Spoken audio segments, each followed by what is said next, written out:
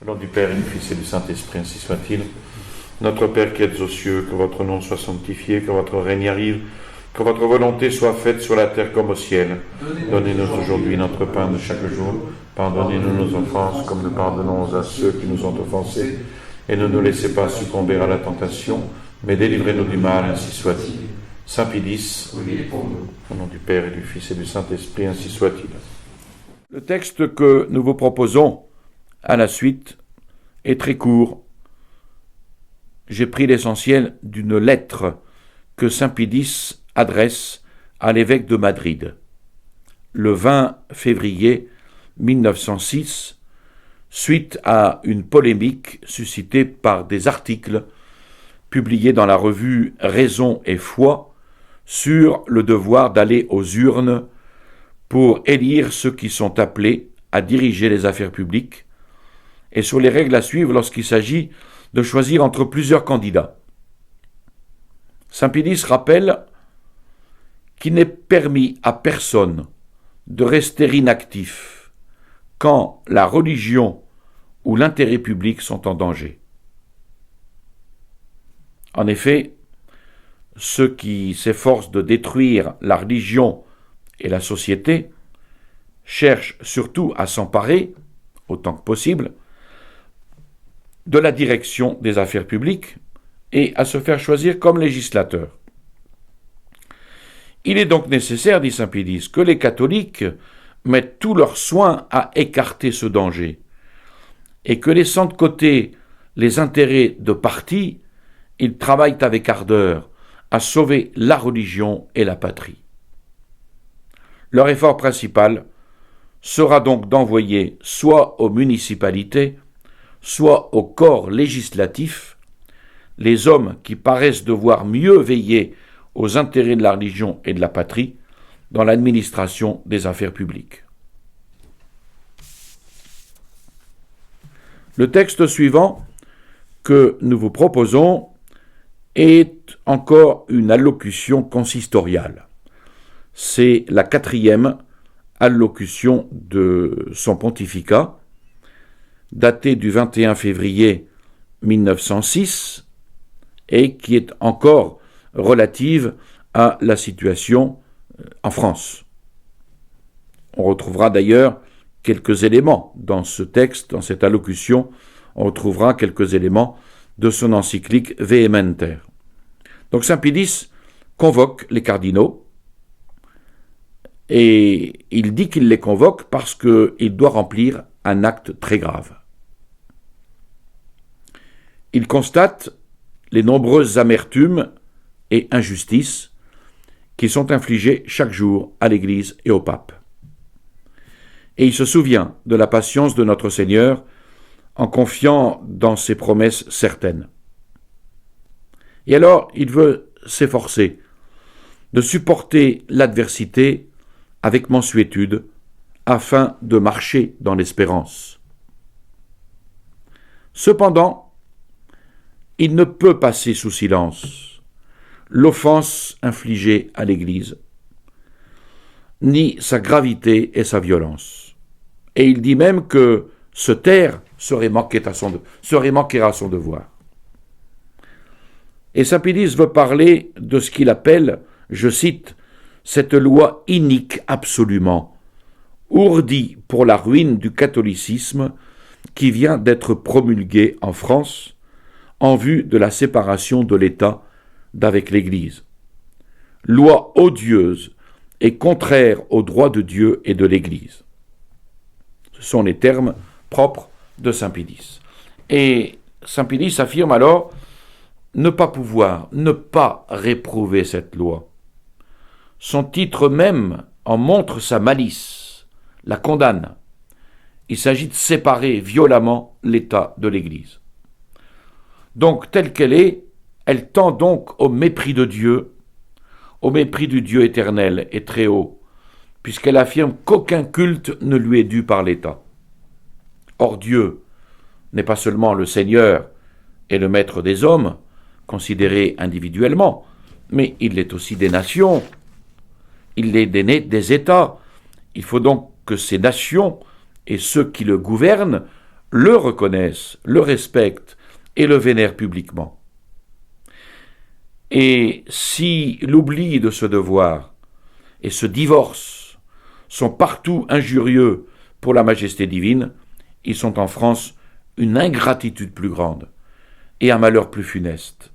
Parce que si on considère l'ancienne gloire de la France, on reconnaîtra qu'elle lui vient en majeure partie et de beaucoup de la religion et de l'union constante avec le Saint-Siège qui en découlait. De plus, cette union de l'Église et de l'État était sanctionnée en France. Elle était sanctionnée en France par un pacte solennel.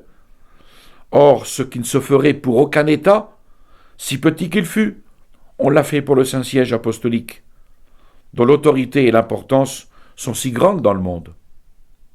En effet, au mépris de tout devoir d'urbanité, contrairement aux droits des gens, aux règles des États, ce pacte, si solennel, si légitime, a été déchiré, sans aucune déclaration préalable de la volonté de le rompre par le fait d'une des parties seulement, sans égard à la foi qui avait été jurée.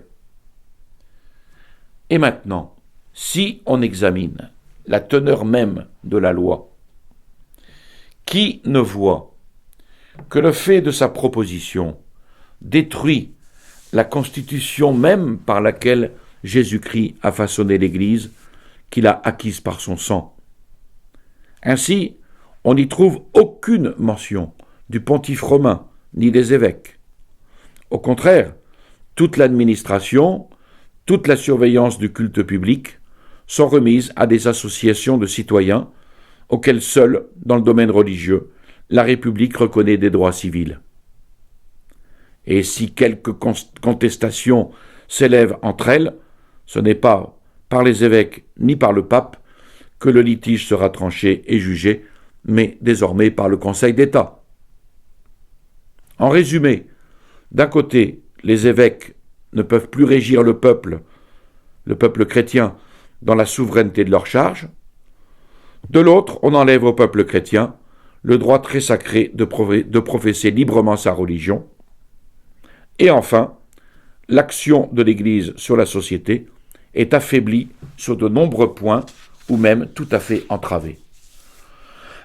Or, il s'agit là d'une violation des droits, d'une diminution de liberté, et cette violation des droits et cette diminution de liberté s'aggravent encore de ce fait que l'Église, par le seul pouvoir de la loi, au mépris de la justice, et nonobstant la foi des traités, est troublée dans la légitime possession de son patrimoine.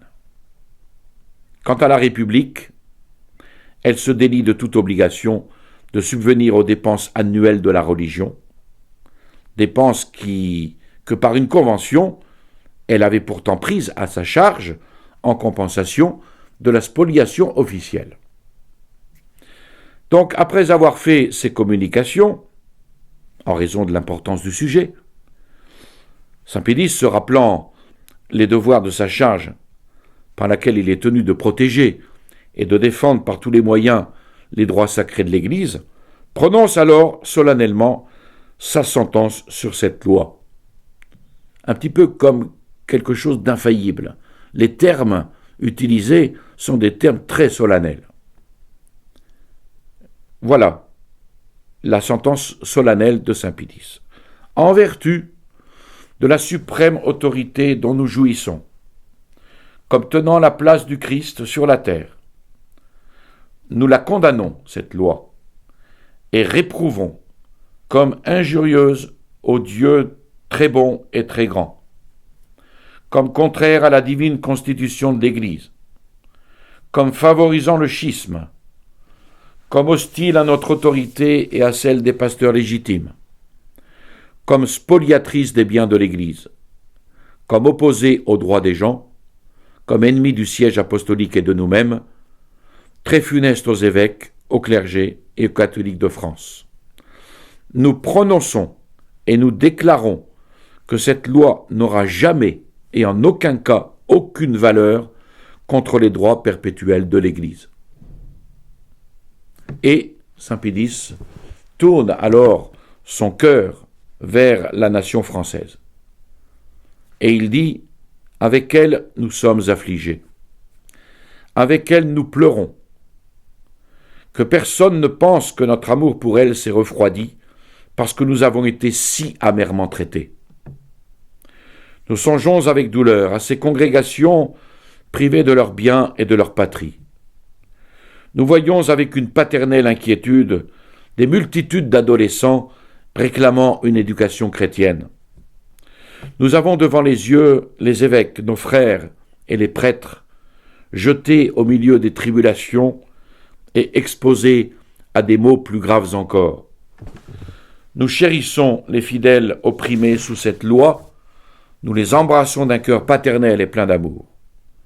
L'audace et l'iniquité des méchants ne pourront jamais effacer les mérites acquis par la France durant le cours des siècles envers l'Église. Notre espoir est que ces mérites s'accroîtront encore quand les temps seront redevenus paisibles. Et il termine cette allocution consistoriale en exhortant encore une fois ses fils chéris à ne pas se décourager, à ne pas se laisser abattre par les épreuves et les difficultés du temps, à veiller ferme dans la foi, à agir virilement, se rappelant la devise de leurs ancêtres, le Christ aime les francs. Le siège apostolique sera toujours près d'eux, ne laissant jamais la fille aînée de l'Église réclamer inutilement les secours de sa sollicitude et de sa charité. Nous abordons ensuite une allocution de saint Pédis aux 14 nouveaux évêques sacrés, aux 14 nouveaux évêques français sacrés à Rome par saint Pédis. Allocution prononcée le 26 février 1906. Bien sûr, saint Pédis se dit d'abord affligé d'un cruel chagrin. Mais la vue de ces 14 futurs évêques français lui est une consolation, une joie. Et il les appelle, comme saint Paul s'adressait aux Philippiens, il les appelle ma joie, car appelés à accomplir en union avec lui les travaux du ministère apostolique, ils lui prêteront une aide active et zélée, ma joie et ma couronne, car ils apporteront à l'Église de Dieu un splendide ornement par le renom de la doctrine, la piété et les autres vertus dans lesquelles brille chacun d'eux.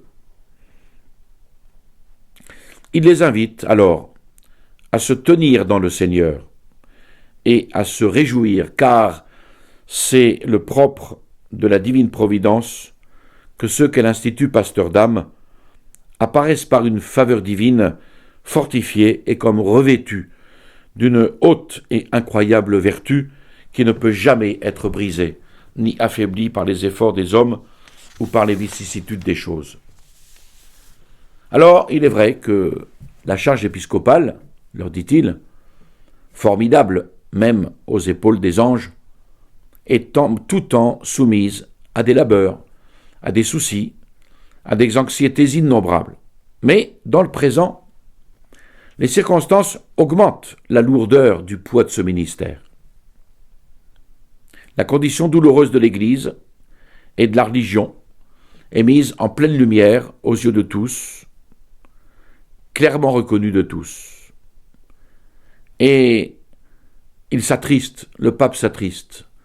C'est une grande cause de tristesse, qu'il y en ait tant que la perversité des erreurs et l'insolence envers Dieu entraînent et précipitent dans l'abîme. C'est une grande cause de tristesse qu'il y en ait tant qui, à quelque forme de religion qu'ils appartiennent, semblent maintenant s'affranchir de la foi divine. Et enfin, qu'il y en ait si peu, même parmi les catholiques, ayant conservé de la religion encore le nom, qui gardent la chose et accomplissent ses devoirs. Mais il y a quelque chose de plus grave. Beaucoup plus grave, dit saint Pédis, sont l'angoisse et la souffrance de son cœur pour les maux désastreux et funestes qui proviennent surtout de ce que l'Église, non seulement ne compte nulle part dans l'administration des États, mais encore voit combattre de propos délibérés son influence si salutaire de toute façon. En cela apparaît le grand et juste châtiment du Dieu vengeur qui permet que les nations qui s'écartent de lui s'engourdissent dans le misérable aveuglement des esprits. C'est pourquoi, dit saint Pédis, si, au milieu de tant de maux si pressants, nous sommes contraints de vous imposer le poids du ministère apostolique, par ces paroles de Jésus-Christ, voici que je vous envoie comme des brebis au milieu des loups, nous vous exhortons vivement à vous souvenir des enseignements qu'au même endroit le Christ donne à ses apôtres. Vous êtes des brebis, et puisque la douceur est le propre des brebis, voyez de quelles armes vous devez constamment vous servir contre les corrupteurs de la religion et de votre dignité, à savoir la bonté, la charité, la patience. Soyez, ajoute-t-il, simples comme des colombes, mais une simplicité de cette sorte exclut entièrement, cela est évident, toute fourberie, simulation, fraude, si familière aux ennemis de l'Église, et singulièrement nuisible. Et le maître très bon n'a pas omis ceci, soyez prudents comme des serpents, c'est-à-dire sans cesse vigilants en toutes choses, redoutant avec circonspection les artifices ingénieux des adversaires, pourvoyant soigneusement à ce qu'aucune chose ou apparence dans vos actes puisse donner prise à la calomnie ou à l'outrage, et défendant enfin avec magnanimité la justice, la foi, la probité, non seulement en faisant le sacrifice des biens matériels, mais avec le mépris de la vie même. Il faut surtout que les pasteurs de l'Église s'étudient avec sollicitude et de tout leur pouvoir à garder entre eux cet accord de sentiment, par la force duquel nul ne puisse concevoir ni vouloir en particulier ce que ne voudrait pas l'ensemble des autres unis entre eux par un heureux accord. C'est un tel accord des cœurs et des volontés qui fait vraiment le soutien et la force. Le Christ a institué son Église de façon à tirer sa force partout et toujours de cette unité qui relie les membres entre eux, ses membres entre eux. Et c'est pour cela que dans les Saintes Écritures, l'Église est comparée à une armée qui est prête au combat et qui lui est recommandée d'être redoutable comme une troupe rangée en bataille. Au contraire, au témoignage de saint Augustin, la discorde des chrétiens est le triomphe des démons. Ce qui ressort clairement de cette sentence du Christ, tout royaume divisé en son sein sera détruit. Et en réalité, comme c'est à ce but que tendent de tout leur esprit les plus acharnés ennemis de l'Église et de la foi, à savoir que cette merveilleuse unité soit détruite, ils n'ont de cesse qu'ils n'aient séparé les brebis de leur pasteur, et ils atteignent à ce degré de malice qu'ils cherchent à soulever des dissensions entre les pasteurs eux-mêmes. Enfin, saint Pédis termine cette allocution en leur demandant à ces 14 futurs évêques d'avoir à cœur cette unité, génératrice de biens si excellents. Là encore, c'est une unité fondée sur la vérité. Il leur demande de se tenir ensemble sous les auspices du souverain prince des pasteurs, de vaincre les ennemis de la croix, tous les jours plus forts, dans un combat plus heureux par la concorde, d'entourer de toutes parts le dépôt sacré de la foi comme un bataillon carré, et de ne pas douter que l'illustre nation française, émue à la puissance, émue à la pensée de l'État chancelant misérablement, s'unissant de cœur aux pasteurs de l'Église et leur obéissant comme il est juste, ne fasse en sorte que dans la mesure de ses forces, de se montrer tout à fait digne de ses pères et de ses aînés, fils généreux de l'Église catholique. Et je vous propose maintenant un dernier texte pour cette fois-ci. Il s'agit d'une lettre apostolique sur les règles qui doivent présider à l'enseignement de l'Écriture sainte dans les séminaires. C'est une question importante puisque on est en plein modernisme et le modernisme s'est emparé de la question biblique pour fustiger l'inspiration biblique. Et cette lettre apostolique s'intitule Quoniam in Re, sur la question biblique, du 27 mars 1906. La question biblique, donc, à l'époque de Saint Pie X, a revêtu une importance que peut-être elle n'avait jamais eue auparavant, d'où le soin que Saint Pie X veut mettre d'initier les jeunes clercs à la science exacte et vraie des Écritures. C'est pour ça qu'il les exhorte à ce qu'ils aient non seulement eux-mêmes pleinement compris la portée, la raison et la doctrine des livres saints, mais qu'ils puissent, avec une science saine, se livrer au ministère de la parole sacrée, et qu'ils puissent ainsi défendre les livres inspirés contre les attaques de ceux qui ne veulent y admettre aucune intervention divine. Et déjà, Léon XIII, dans une encyclique que nous avons déjà vue, et qui est une encyclique majeure sur l'Écriture sainte, et qui s'intitule Providentissimus, Léon XIII s'exprimait ainsi: « Votre premier soin doit être d'assurer dans les séminaires et les académies un enseignement des saintes lettres qui répondent à l'importance de cette science et à la nécessité du temps. » Et sur le même sujet, Saint Pie X formule donc diverses prescriptions. Nous retenons les principales, les plus intéressantes. Dans la première, il donne le programme des études pour l'enseignement de la Sainte Écriture dans les séminaires, les notions principales sur l'inspiration, sur le canon des livres saints, sur le texte original et les principales versions de la Sainte Écriture, sur les lois de l'herméneutique, sur l'histoire des deux testaments, sur l'analyse et l'exégèse de chaque livre suivant son importance. Dans la troisième prescription, il insiste sur le soin des séminaires à fournir aux élèves le moyen d'acquérir toutes les connaissances qu'il n'est point permis à un prêtre d'ignorer. Dans la cinquième, il donne des consignes pour ce qui concerne l'Ancien Testament.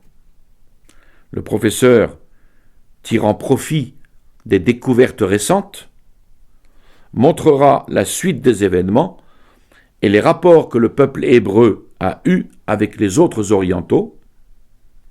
Il exposera en résumé la loi de Moïse et il expliquera les principales prophéties.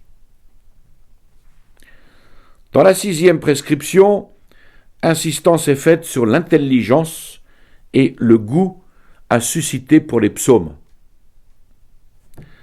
Dans la septième, quant au Nouveau Testament, enseigner avec clarté et précision quels sont les caractères propres des 4 évangiles et comment s'établit leur authenticité, exposer l'ensemble de toute l'histoire évangélique ainsi que la doctrine contenue dans les épîtres et les autres livres sacrés.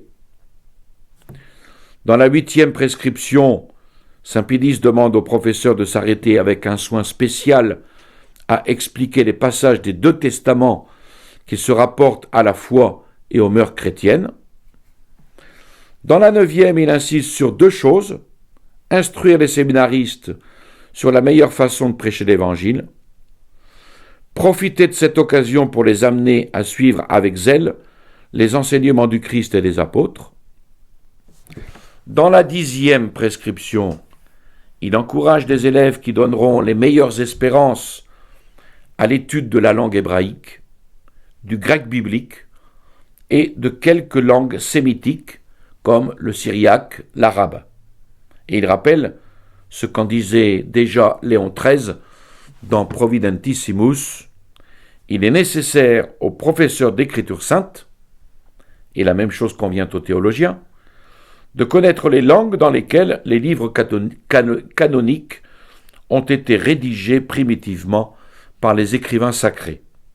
Et il sera excellent que les étudiants ecclésiastiques acquièrent la même connaissance, surtout ceux qui aspirent au grade académique de théologie.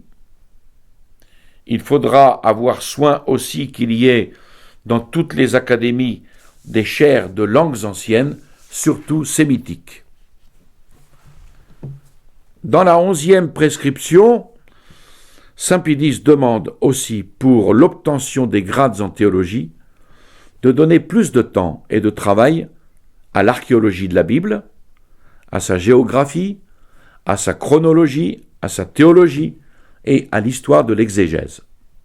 Et enfin, une 13e prescription, il exhorte les professeurs d'écriture sainte à considérer comme un devoir sacré de ne jamais s'écarter en rien de la doctrine commune de l'Église, de la tradition de l'Église, de s'assimiler tous les progrès véritables de cette science, toutes les découvertes modernes, mais en laissant de côté les commentaires téméraires des novateurs.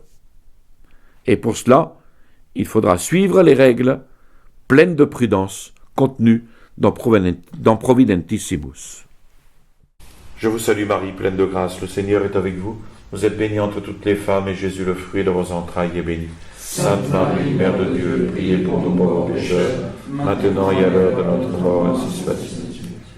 Au nom du Père et du Fils et du Saint-Esprit, ainsi soit-il.